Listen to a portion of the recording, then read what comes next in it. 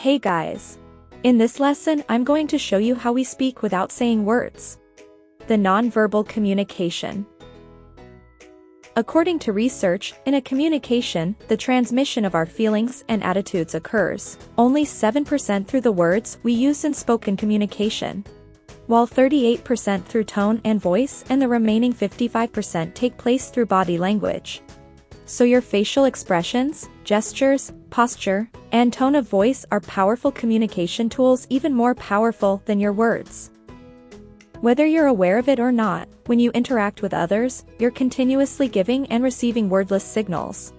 All of your nonverbal behavior, the gestures you make, your posture, your tone of voice, how much eye contact you make, send strong messages. If you want to become a better communicator, it's important to become more sensitive not only to the body language and nonverbal cues of others, but also to your own. These tips will help you to get your message across, without any words at all. Mime what you want to say.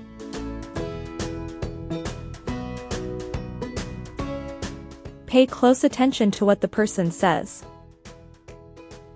Nod your head to show that you understand.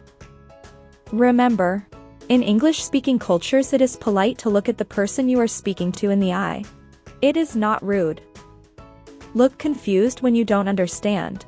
This tells the person you are speaking to that you would like an explanation. Maintain an open body position. Sit down, even if the person is standing. Sit alongside and angled toward the person rather than directly opposite them. These advices are very useful for all English language communication. Thank you for watching.